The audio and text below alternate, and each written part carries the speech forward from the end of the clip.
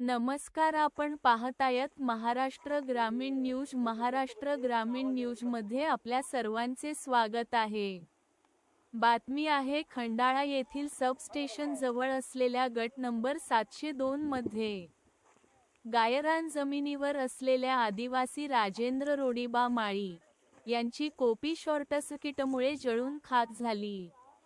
या जळितामध्ये संसार उपयोगी वस्तू, धान्य, कपडे, मोटरसायकल, रोजंदारी करून मिळवलेले रोख रक्कम 39,700 रुपये रोख रक्कम जळून खाक झाली.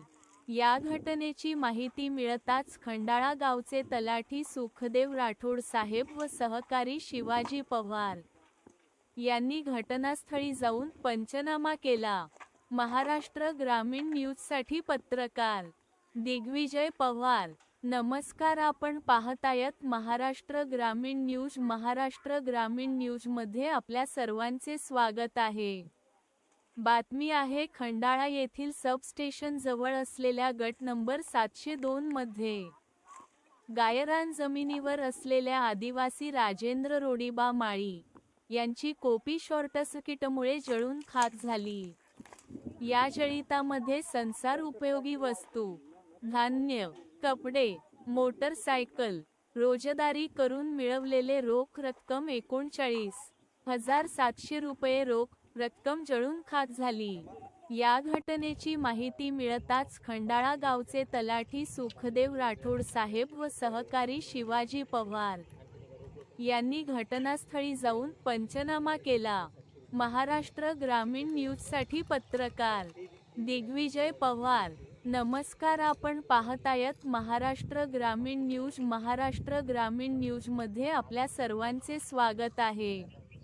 बातमी आहे खंडाळा येथील सबस्टेशन जवळ असलेल्या गट नंबर 702 मध्ये गायरान जमिनीवर असलेल्या आदिवासी राजेंद्र रोडिबा माळी यांची कोपी शॉर्टसर्किटमुळे जळून खाक झाली.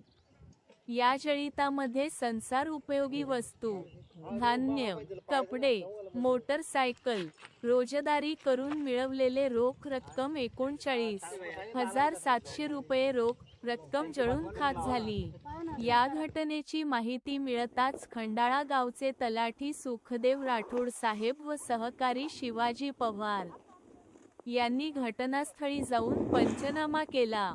महाराष्ट्र ग्रामीण न्यूजसाठी पत्रकार दिग्विजय पवार.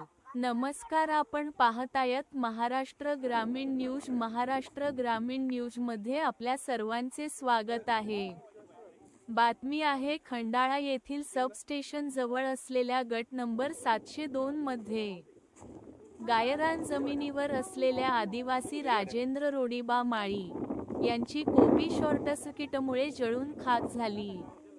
या जळितामध्ये संसार उपयोगी वस्तू, धान्य, कपडे, मोटरसायकल, रोजंदारी करून मिळवलेले रोख रक्कम 39,700 रुपये रोख रक्कम जळून खाक झाली.